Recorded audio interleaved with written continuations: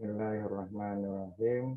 Assalamualaikum warahmatullahi wabarakatuh, teman-teman semua yang ambil mata kuliah Sistem Informasi Manajemen. Jadi pada perkuliahan ini kita masuk ke tahap materi tentang developing business atau IT solution. Jadi bagaimana mengembangkan solusi bisnis atau teknologi informasi ke sistem informasi, teman-teman. Oke, kita akan bahas tentang siklus itu pengembangan sistem, pembuatan prototipe, pengembangan pemakai akhir, begitu, dan sekilas mungkin manajemen proyek sistem informasi. Karena sebetulnya manajemen proyek untuk IT itu ada perkuliahannya sendiri, gitu ya, teman-teman ya. Oke, kita pastikan audionya jalan dulu ya, saya cek. Oke, teman-teman semua, untuk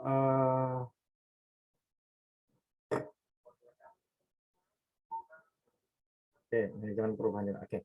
Learning objektif atau tujuan pembelajaran pertama menggunakan proses pengembangan sistem dan model komponen sistem informasi pada bab sebelumnya. Ini memang ada beberapa referensi buku yang saya gunakan, tapi insya Allah masih tetap nyambung ya teman-teman ya. Kita upayakan mulai dari awal apa itu sistem informasi, prosesnya seperti apa saja, sampai analisa kebutuhan sistem informasi, nanti sekarang ke pengembangan sistem informasinya. Sebagai kerangka penyelesaian masalah untuk membantu menemukan solusi sistem informasi untuk masalah bisnis. Ya. Terus yang kedua, mendeskripsikan dan memberikan contoh untuk mengilustrasikan cara menggunakan setiap langkah dari siklus pengembangan sistem informasi untuk mengembangkan dan mengimplementasikan sistem informasi. Ya. Terus learning objective yang lain atau tujuan pembelajaran yang lain menjelaskan bagaimana pembuatan prototipe dapat memperbaiki proses pengembangan sistem bagi pemakai akhir atau ahli sistem informasi, memahami dasar-dasar manajemen proyek dan pentingnya untuk keberhasilan usaha pengembangan sistem.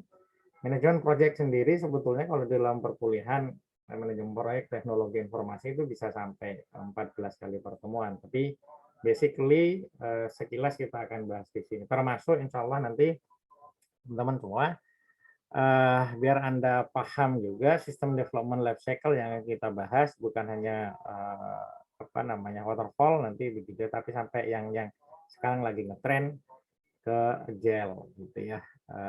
Oke. Mengidentifikasi aktivitas yang terjadi dalam penerapan sistem informasi baru, gitu ya. Bagaimana caranya sebuah perusahaan ketika sudah ada sistem lama dan nanti ada pengembangan sistem baru dan implementasinya seperti apa, gitu ya. Yang keenam, mendeskripsikan beberapa faktor evaluasi yang harus dipertimbangkan dalam mengevaluasi perolehan hardware, software maupun layanan sistem informasi. Ini nanti insya Allah minggu depan juga akan ada pembahasan tersendiri gitu ya untuk evaluasi software atau layanan sistem informasi. Termasuk yang terakhir, mengidentifikasi beberapa solusi manajemen perubahan saat atas resistensi pemakai akhir untuk menerapkan sistem informasi yang baru. Jadi ini sudah menjadi tantangan bagi kita sebagai orang informatika, jadi orang sistem informasi, ketika menerapkan sistem baru pasti akan muncul begitu ya resistensi dari pemakai, dari pengguna.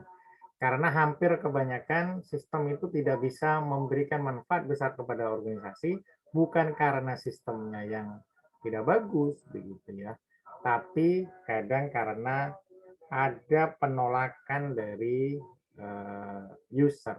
Karena di sana apa? Di sana perlu ada perubahan besar bisa jadi ya ketika menerapkan sistem informasi. Makanya kalian nanti akan belajar itu semua. Oke. Pertama, the system approach, pendekatan sistem, gitu ya. Pendekatan sistem untuk menyelesaikan masalah menggunakan orientasi sistem untuk merumuskan masalah, peluang, dan mengembangkan solusi. Jadi, ketika kita mau mengembangkan sebuah sistem informasi, yang perlu dilakukan pertama adalah kita melakukan pendekatan sistem, ya kan? Bagaimana kita bisa menyelesaikan masalah dengan orientasi sistem, mulai dari merumuskan masalah, peluang penyelesaiannya apa, dan termasuk mengembangkan solusinya apa secara terintegrasi. Oke. Menganalisis masalah dan memformulasikan solusi melibatkan berbagai aktivitas yang saling berhubungan. Makanya di sini kita istilahkan pendekatan sistem, gitu ya. Pertama, kenali dan rumuskan masalah atau peluang dengan menggunakan system thinking atau pemikiran sistem. Bagaimana sebuah masalah itu dan potensi penyelesaiannya atau peluang penyelesaiannya itu bisa saling terintegrasi, bisa saling berhubungan, membentuk sebuah sistem solusi, gitu ya. Kembangkan dan evaluasi alternatif solusi sistem. Eksplorasi sehingga nanti muncul berbagai alternatif solusi sistem. Pilih solusi sistem yang memenuhi persyaratan Anda. Anda di sini adalah tidak semata-mata kita sebagai seorang sistem analis atau sebagai orang yang paham IT, tapi perlu dikomunikasikan dengan owner, begitu ya, atau user. Maunya seperti apa, gitu. Jadi kita tetap harus konfirmasi. Desain solusi sistem yang dipilih. Setelah ada diskusi, setelah ada kita menjelaskan berbagai alternatif sistem, begitu ya.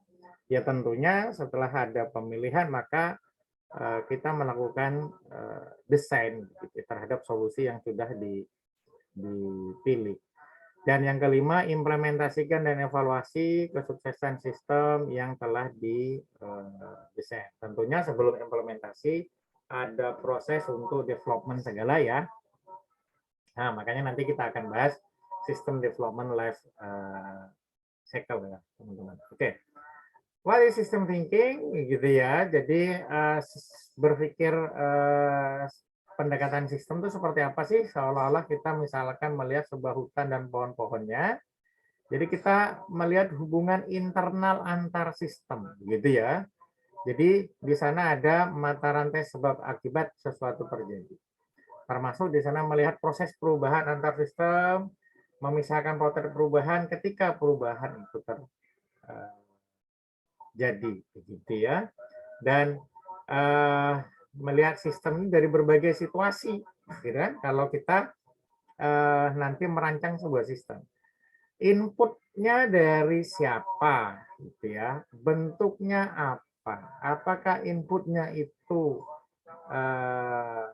kita yang input atau user yang input, ataukah input itu berasal dari output sebuah sistem? Misalkan saya kasih contoh ya, kenapa kita perlu berpikir sebuah sistem, kita melihat Unisula secara keseluruhan. Ya, sebagai sebuah sistem. Di sana ada sistem keuangan, di sana ada sistem akademik, di sana ada sistem pendaftaran wisuda. Nah, di tahap awal ketika teman-teman mendaftar ke Unisula itu akan ada pendataan awal, gitu kan? Masuk ke pmb.unisula.ac.id sepertinya, gitu ya. Insya Allah biasanya linknya itu. Oke. Output dari hasil pendaftaran itu akan menghasilkan sebuah output. Ini uang pendaftarannya berapa, DPP-nya berapa, kan gitu kan? Beda jurusan, beda perhitungan. Dan itu akan menjadi, kalau untuk pendaftaran belum sampai ke DPP ya, karena baru mau pendaftaran. Oke. Output dari situ menjadi input dari sistem keuangan. Oke kan? Menjadi input dari sistem keuangan sehingga nanti pada saat Anda memproses pembayaran dengan sekedar dengan hanya input nomor VE saja, maka secara otomatis sudah bisa terdeteksi payment-nya dan bisa mendapatkan nomor ujian, jadwal ujian, kan begitu toh? Demikian berikutnya ketika sudah menjadi mahasiswa, mengisi KRS, ada perhitungan di sana di sistem akademik. Dari sistem akademik melempar outputnya dari pengisian KRS ke sistem keuangan. Dari sistem keuangan outputnya dilempar ke sistem akademik sehingga bisa ikut ujian.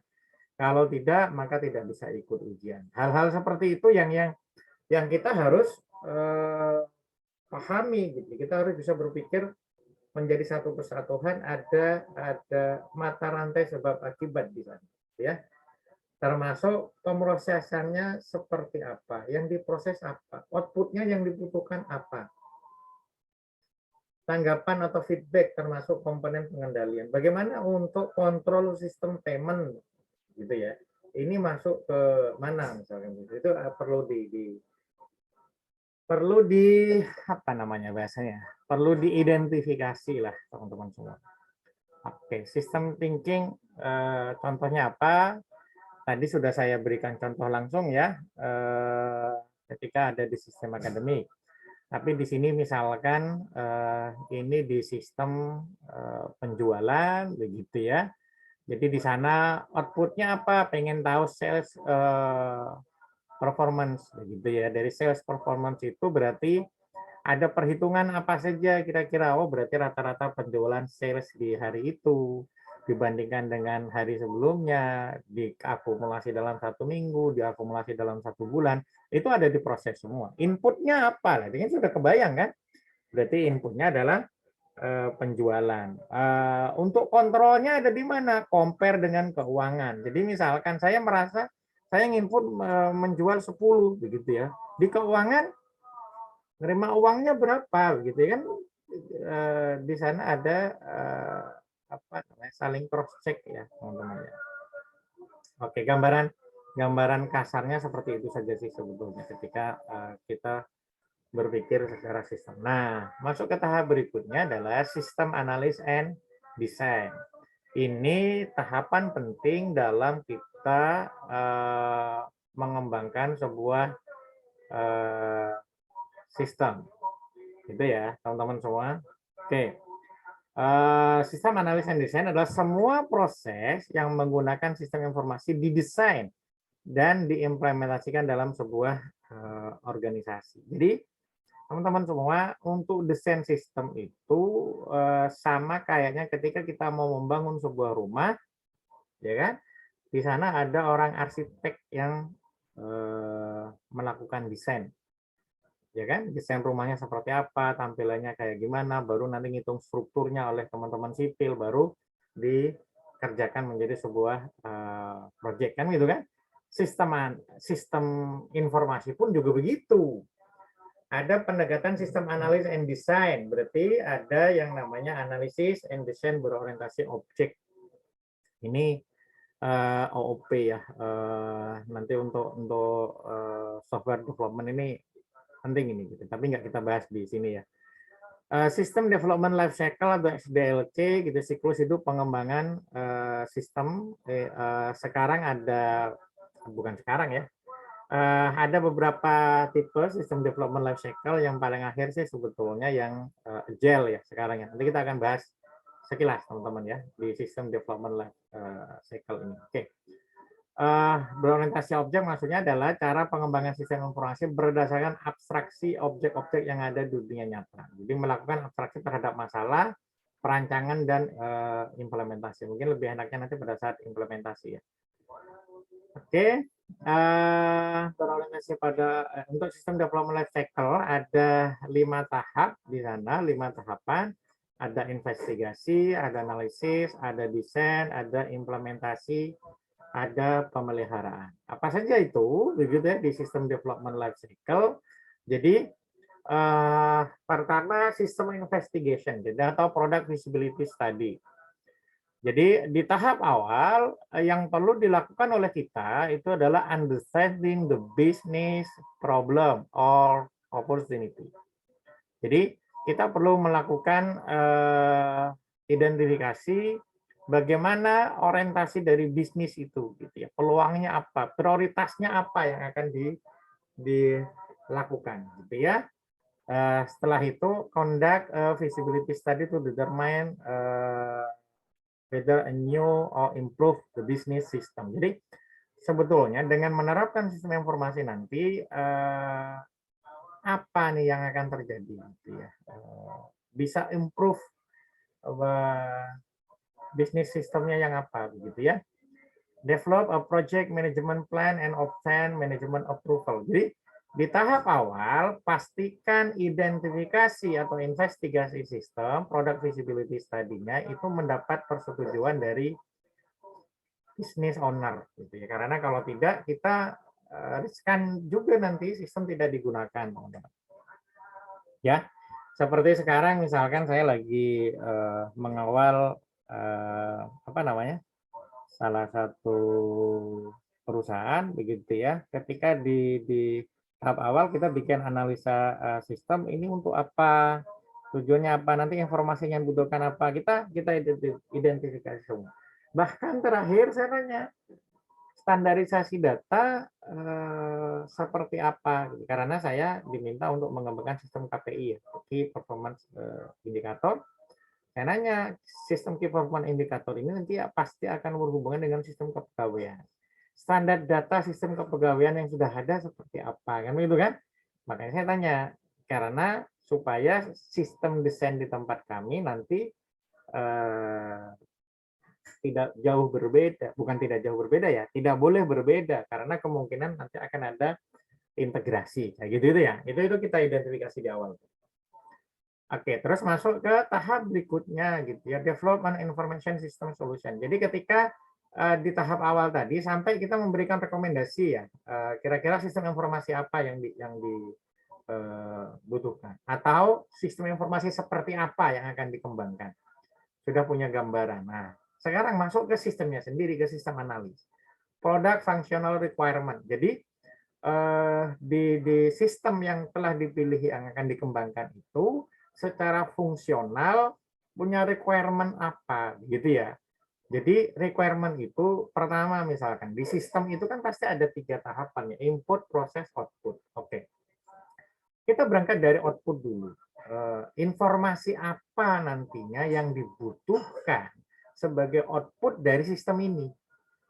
Baik yang dibutuhkan oleh strategic management, operasional manajemen maupun ke apa namanya ya, karyawan biasa gitu ya. Nah, di situ kita nanti kebayang prosesnya seperti apa yang akan terjadi dan input datanya kayak gimana. Termasuk bisnis stakeholder. Jadi stakeholder itu butuhnya apa? Kan itu kan.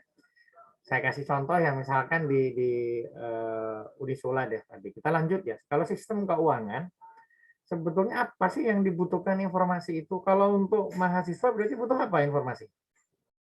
Sudah konfirmasi terbayar atau belum? Kan gitu loh. Kalau level panitia pendaftaran mahasiswa atau sistem apa atau bagian keuangan untuk nanti pembayaran SPP dan sebagainya, maka membutuhkan informasi siapa-siapa saja yang sudah bayar dan siapa-siapa saja yang belum bayar. Kan itu kan? Sampai ke kontak personnya karena nanti dibutuhkan. Seorang ketua jurusan pun juga perlu mendapatkan informasi itu. Tapi tidak dibutuhkan informasi sampai detail ke namanya bagi rektor, kan gitu kan? Informasi yang dibutuhkan rektor apa? Di persentase saja yang sudah bayar berapa, yang belum bayar berapa. Karena eksekutornya tetap ke ketua jurusan. Nah, perbedaan-perbedaan seperti itu yang harus diidentifikasi masuk ke sistem analis. Kan gitu kan? Termasuk di sana develop the functional requirement of a system that can meet business priorities and the needs of all stakeholders. Jadi di dalam sistem itu sebetulnya hal-hal apa yang menjadi prioritas, gitu kan? Karena pengembangan sistem nanti juga akan bertahap. Nah, terakhir di sana develop logical model of current system. Jadi kalau memang sudah ada sistem existing, kita perlu mempelajari loh sistem existing itu seperti apa. Apakah nanti outputnya menjadi input sistemnya kita? Atau bahkan mungkin output dari sistem kita menjadi input dari sistem yang ada saat ini, kan begitu kan? Atau benar-benar terpisah. Gitu kan? Jadi benar-benar terpisah itu misalkan kayak tadi itu sistem penerimaan mahasiswa baru dengan sistem wisuda gitu. Itu bisa dikatakan terpisah. Tapi kalau sistem akademik dengan sistem wisuda itu saling berhubungan. Walaupun sebetulnya kalau mau dianalisa secara komprehensif melalui pendekatan sistem, maka bisa dicek itu sebetulnya kan itu kan, mau dibikin sistem cerdas ya, misalkan ada bisnis intelligence di sana, sehingga oh kalau tes ujian masuknya itu kayak gini dari sekolah ini ternyata rata-rata kelulusannya kayak gini, nah, kan bisa jadi sistem cerdas nantinya. Gitu ya. Terus tahap berikutnya adalah sistem desain produk, ini ya, produk system specification. Jadi di sini ini sebetulnya butuh hardware-nya berapa, nanti servernya ada di mana, apa namanya, sumber datanya dari mana, begitu ya. Terus logical modelnya itu seperti apa, maksudnya bisnis prosesnya dari sistem itu gimana, use case diagramnya itu gimana, begitu ya, itu muncul semua. User interface-nya seperti apa, desain database-nya itu gimana, itu ada di sini. Ya. Baru ke sistem implementation. Jadi produk operational system. Walaupun sebelum ke sini ini tentunya ada develop, begitu ya, hardware dan softwarenya, testing the sistemnya, begitu ya, convert the new business system, manage the effect of system change on end user. Jadi sistem implementation ini secara terintegrasi mulai dari develop, testing, sampai implementasi. Ketika implementasi jangan lupa ada kemungkinan merubah, ya kan? Merubah bisnis proses yang ada, ya kan? Dulu ketika tidak ada sistem pembayaran VA, gitu ya, maka kita harus ngecek dulu mahasiswa membayar, setelah itu dicek, setelah benar ada pembayaran, maka digantilah status menjadi sudah ada payment. Kan begitu kan? Ketika sudah menjadi sebuah sistem, pakai VA, virtual account, tidak perlu melakukan itu. Makanya orang-orang yang sebelumnya ngecekin itu dipindah ke tempat lain. Kan begitu kan? Mungkin lebih ke controlling saja. Sampai yang terakhir tahapannya sistem development life cycle adalah sistem maintenance. Ada product improve system. Use post implementation review, process to monitor, evaluate, and modify the business system as needed. Jadi bisa jadi bisnis prosesnya ini perlu membuat SOP baru, standard operating prosedur baru, gitu ya. Terus sistem juga perlu di maintenance ketika ada apa-apa, kan gitu kan? Karena yang namanya sistem itu hanyalah tools, kan gitu kan? Dimungkinkan ada masalah-masalah dalam proses implementasinya. Itu teman-teman penjelasan secara lebih detail tentang sistem development life cycle gitu ya, walaupun nanti ada beberapa tipe ya, waterfall, agile dan sebagainya ya. Oke, sistem investigation stage ini penjelasan agak lebih detail sebetulnya. Tahap investigasi sistem, apakah kita memiliki peluang bisnis, apa prioritas bisnisnya kita ini maksudnya yang mau mengembangkan sistem itu ya teman-teman ya. Bagaimana teknologi informasi bisa menyediakan solusi sistem informasi yang sesuai dengan prioritas bisnisnya, kan gitu kan? Terus kalau visibility, oh ya sebentar, ini dulu ya. Jadi ini lebih ngelihat sebetulnya bisnis kita itu butuh sistem apa. Atau kalau ternyata sudah ada sistem yang lama, berarti nanti di perkuliahan berikutnya, the pieces problem solving framework gitu ya. Ada evaluasi PICIS gitu ya. Nanti kita bahas lebih lanjut. Jadi bagaimana mengevaluasi sistem yang ada. Oke, visibility study, visibility study studi awal gitu ya, untuk merumuskan informasi yang dibutuhkan oleh pemakai, kebutuhan sumber daya, biaya, manfaat, kelayakan proyek yang diusulkan. Nah, ini ada di sini semua. Visibility kategoris, ada operational visibility, ada economic visibility, ada technical visibility, ada human factor visibility, begitu ya, termasuk legal atau political visibility. Apalagi kalau kita berhubungan dengan pihak lain, kan gitu kan? Kita melakukan analisa ke mitra, begitu ya. Ya kita harus memberikan, oh nanti operasinya seperti apa, pembiayaannya segini, gitu. Secara teknikal ini nanti seperti ini, human factor visibility-nya ini perlu orang-orang nanti yang seperti ini, kan gitu kan? Legal atau political, ini secara aturan ketika mengembangkan sistem ini kira-kira gimana, tahapan pengadaannya seperti apa, itu masuk ke dalam visibility kategori. Jadi saya menjelaskan di sini tidak memposisikan hanya sekedar ini adalah proyeknya kita sebagai punya perusahaan, tapi kadang kita memberikan atau membantu melakukan analisa bagi perusahaan lain, kan gitu kan? Makanya di sini perlu ada operational visibility dan sebagainya. Operational visibility apa saja, begitu ya. Jadi seberapa baik sistem yang diusulkan, mendukung prioritas bisnis enggak, gitu ya, menyelesaikan masalah yang teridentifikasi enggak, sesuai dengan kondisi yang ada pada struktur organisasi enggak, kalau enggak sesuai gimana yang perlu dilakukan. Operational visibility misalkan kayak tadi itu PMB, begitu ya, apa sih yang paling dibutuhkan, ya pengecekan pembayaran mahasiswa untuk sistem keuangannya. Kalau sistem akademik berarti apa, mulai dari pengisian KRS, memberi nilai bagi dosen, begitu ya, terus atau approval dari dosen wali dan sebagainya. Nah itu kan apa namanya ya, kalau sebelumnya masalahnya apa, kan gitu kan, terus dengan adanya sistem ada perbaikan apa, kelayakan penjadwalan dalam menyelesaikan masalah dalam periode tertentu. Jadi ada beberapa informasi yang dibutuhkan di waktu-waktu tertentu. Nah itu bisa menyelesaikan itu enggak? Misalnya kayak akademik itu ada nanti dibutuhkan nilai semester untuk pengisian KRS setelahnya, gitu ya, semester berikutnya. Nah, informasi nilai semester 1 itu secara otomatis kan gitu kan, tidak perlu dihitung lagi. Teman-teman tinggal kalau nilainya di atas 3 maka bisa ngisi 24 SKS kan gitu kan. Kalau nilainya di bawah 3 tidak bisa ngisi 24 SKS. Nah, jadi enak. Karena ada sistem. Coba kalau itu tidak ada sistem. Kita harus ngecek dulu. Nanti oh kamu sebagai dosen wali ya, kamu nggak bisa nih ngambil 24 karena IPK-nya 2,9. Gitu. Oh, boleh nggak gitu ya. Kalau nggak ada sistem kadang hal-hal seperti itu ya sudah deh, karena sebelumnya kamu selalu 4 ya IPK-nya ya, sekarang aja kenapa nih?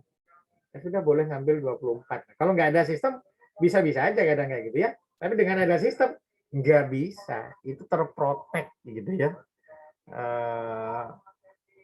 Secara offline mungkin bisa, tapi secara sistem nanti nggak bisa melakukan seperti itu. Nah itu kebijakan. Economic visibility, jadi bagaimana dengan adanya sistem efeknya terhadap penghematan biaya, ya kan? Dengan adanya sistem, bagaimana untuk peningkatan pendapatan? Ada enggak? Tidak ada peningkatan pendapatan, nggak ada masalah, tapi ada efek penghematan biaya. Make sense nggak biaya pengembangan sistemnya 100 juta, begitu tapi penghematan biayanya misalkan setiap bulan 10 juta. Ya make sense, karena dalam 1 tahun sudah balik modal tuh, kan begitu kan? Ini yang harus diperhatikan secara ekonomi maksudnya. Sama halnya dengan ketika saya daripada jalan kaki ke Jakarta, mending saya naik pesawat. Jalan kaki nggak usah bayar. Kan gitu kan? Naik pesawat, keluar biaya, tapi ada penghematan waktu. Dan waktu itu bisa dioptimalkan untuk yang lain yang lebih produktif. Makanya banyak orang yang lebih memilih naik pesawat dibandingkan jalan kaki. Kan gitu. Jadi ngelihatnya lagi-lagi secara sistem. Tidak bisa, oh hemat biaya, gitu. Tapi make sense nggak? Gitu. Ke Jakarta jalan kaki hemat biaya, iya. Gitu. Tapi secara waktu gimana? Oke, ada pengurangan investasi yang dibutuhkan, ada peningkatan keuntungan enggak? Pendapatan nggak berkembang tapi biaya menurun, maka ada peningkatan keuntungan kan? Biayanya lebih banyak keluar, tapi pendapatannya ada tambahan, maka keuntungannya bisa berkembang. Silahkan dianalisa, gitu ya, dari economic feasibility. Ketika kita mau menerapkan sebuah sistem informasi. Nah, cost and benefit analysis dari biaya pengembangan dihubungkan dengan biaya operasional. Ada perubahan enggak? Yang awalnya melibatkan 10 karyawan, dengan adanya sistem tinggal 2 karyawan saja. Kan bisa jadi seperti itu. Oke, cost and benefit analysis, cost versus benefit. Jadi cost benefit analysis itu bisa yang tangible cost begitu ya, atau biaya berwujud gitu ya, atau manfaat yang bisa dihitung dengan tingkat kepastian yang tinggi, penurunan biaya operasional, itu kan tangible ya, kelihatan. Tapi ada sesuatu yang intangible, yang tidak terlihat, manfaat yang sulit diperkirakan. Jadi misalkan sekarang mahasiswa jadi dipermudah untuk pendaftaran mahasiswa baru, dipermudah untuk pengisian KRS, kan gitu kan? Jadi aneh juga misalkan ketika dulu, Pak, mohon maaf saya lupa nggak ngisi KRS. Lah kenapa nggak ngisi KRS? Saya di rumah, Pak, tidak ke Semarang karena ada pandemi. Lah kan ngisi KRS tidak harus ke kampus. Sebetulnya kamu kan bisa ngisi dari rumah, gitu kan? Itu ketika ada mahasiswa yang apa namanya, mungkin pada saat itu belum begitu paham ya, gitu ya. Cari-cari alasan tapi alasannya salah gitu ya. Iya juga sih Pak, begitu ya. Nah, itu manfaat yang intangible, tak berwujud. Mahasiswa bisa dimudahkan, gitu ya. Sehingga di sana ada peningkatan pelayanan kepada mahasiswa. Ngisi KRS tidak harus ketemu dengan dosen wali, kan begitu kan? Minta tanda tangan, tinggal dosen wali ditelepon saja di WA, sehingga nanti tinggal di approve, kan itu kan? Jadi di sana tidak ada secara spesifik bisa dihitung biaya operasional, kan itu kan susah ya. Tapi di sana ada peningkatan pelayanan secara intangible, tidak terlihat, gitu ya. Technical feasibility berarti dari kebutuhan hardware, software, jaringan, gitu ya. Yang dapat diandalkan dan mampu memenuhi kebutuhan sistem. Jadi kalau untuk sistem akademik misalkan, secara hardware disarankan jangan hanya satu server karena itu nilai, kan gitu kan. Dan tidak boleh hanya ditaruh di satu tempat. Maksudnya hanya ditaruh di satu server di Semarang. Kalau Semarang ada apa-apa, ya kan? Ya disimpan juga di tempat lain di Jakarta atau di Batam. Gitu ya. Batam itu ada data center yang sangat mumpuni di sana. Gitu ya. Bahkan iktp saja ada di sana servernya. Itu ada beberapa tempat di apa namanya sosial media dan sebagainya, itu servernya di tiap benua itu ada, gitu ya. Di tiap area lah, bukan benua ya. Jadi kayak Facebook, setahu saya di Australia Asia Tenggara itu servernya ada di Singapura, begitu ya. Untuk akses dari Eropa tentunya ada yang di Eropa, untuk akses di Cina dan sebagainya itu ada di Hong Kong, gitu ya. Di Amerika Latin juga ada server sendiri, tapi mereka saling terkait. Sehingga tidak ke satu tempat, karena kalau ngakses ke satu tempat, akhirnya apa? Crowded, nanti hardware-nya nggak kuat. Makanya pernah kan ada kejadian ujian nasional, begitu ya, ketika ngakses semua, sistemnya malah nggak bisa jalan. Nah, itu berarti memang belum siap ya teman-teman. Unisula itu pernah kebakaran servernya dulu gitu, tapi alhamdulillahnya kan sudah di backup di Jakarta, gitu ya, secara cloud, sehingga apapun yang terjadi di lokal, data nilai semua mahasiswa itu aman, kan gitu kan? Dan dapat dikembangkan untuk bisnis dalam waktu yang dibutuhkan, kan gitu kan? Karena kalau nilai mahasiswa kan sampai lulus, betul ya? Bayangkan kalau nilai dari semester 1 hilang sampai semester 8, mau lulusan bisa kacau nanti gitu ya. Oke, human factor visibility. Jadi human factor visibility itu untuk menilai kesiapan dari karyawan, pelanggan seperti apa, pemasok gimana. Perlu ada edukasi enggak? Ketika Gojek bikin awal, Grab bikin awal, perlu ada edukasi ke warung, perlu ada edukasi ke tukang ojek gitu ya.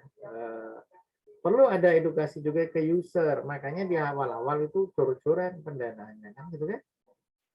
Bagaimana dukungan manajemen begitu ya. Terus orang-orang apa saja yang seharusnya memberikan peran di sana. Seperti apa perannya itu diidentifikasi semua. Kayak kemarin misalkan saya ditanya nih, kan nanti untuk penerapan sistem ini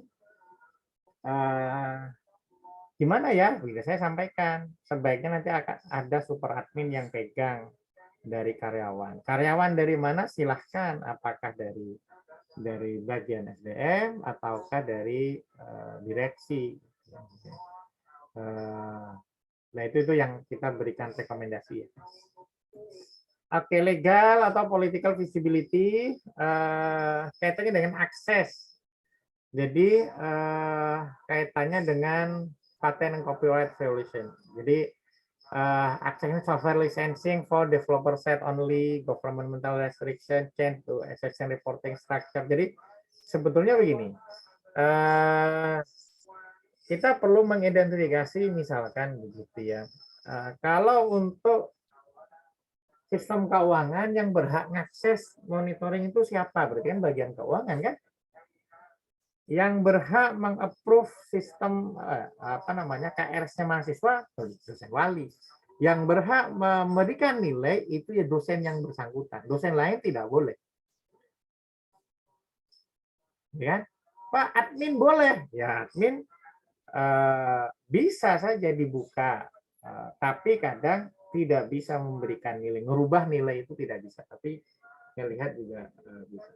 Bisa nggak diberi akses sampai merubah nilai? Bisa saja, tergantung dari aturan yang akan diberikan gitu ya. Nah ini yang perlu dipersiapkan juga. Gitu. Apakah restrik di dosen saja sehingga kalaupun admin tidak bisa merubah nilai, itu untuk menjaga keamanan kan bahwa dosen itu benar-benar bertanggung jawab terhadap penilaiannya, gitu kan? Atau kalau kita punya server misalkan gitu ya, servernya itu bajakan enggak gitu, atau open source gitu ya, ataukah yang license atau gimana? Bisa-bisa aja.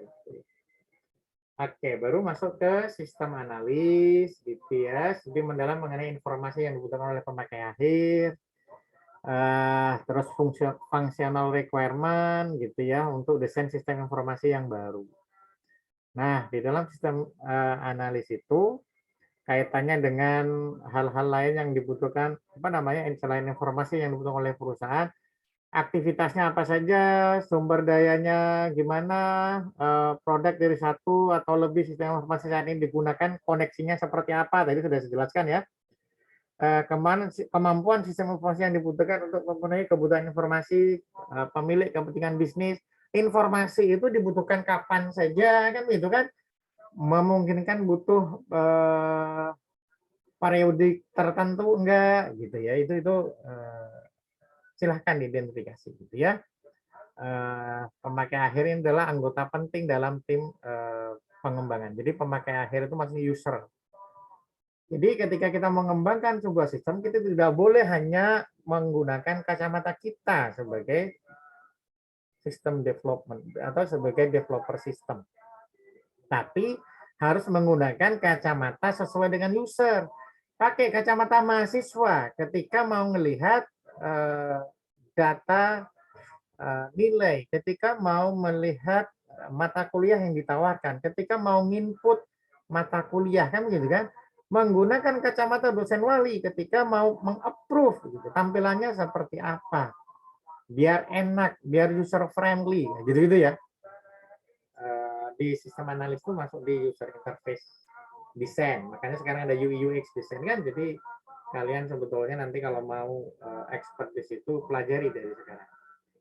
Itu sekarang back end, front end itu sendiri-sendiri gitu ya teman-teman semua.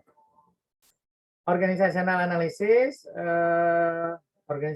analysis berhubungan dengan struktur manajemennya seperti apa, people-nya gimana, business activities-nya, environmental system, current information system gimana, tetap ya input, proses, output. Storage-nya gimana, kontrolnya gimana. Makanya tadi di storage kan jangan disimpan di satu tempat nih, bahaya nih gitu. Karena ini data yang apa namanya? Perlu aman misalkan begitu ya. Data untuk bank, wah itu harus berlapis itu apa namanya? Berlapis keamanannya kan gitu kan.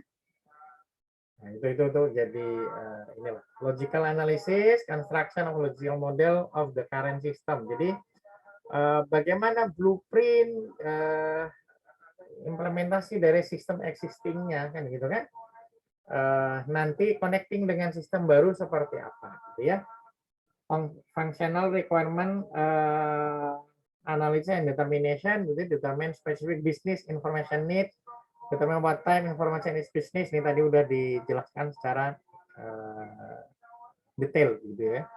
Jadi intinya teman-teman untuk learning objektif dari apa namanya perkuliahan ini memang belum semuanya tersampaikan, tapi nanti kita akan lanjutkan di pertemuan berikutnya ya. Tapi yang jelas ini di tahap awal bagaimana teman-teman melakukan apa namanya analisa sistem informasi atau sistem development life cycle. Jadi ini kita belum membedakan mana yang agile, mana yang waterfall begitu. Tapi ternyata tahapan untuk mengembangkan sebuah sistem itu ada investigasi awal, ada sistem desain, ada sistem analis, ada implementation begitu ya, ada maintenance. Nanti itu dulu yang perlu dipahami.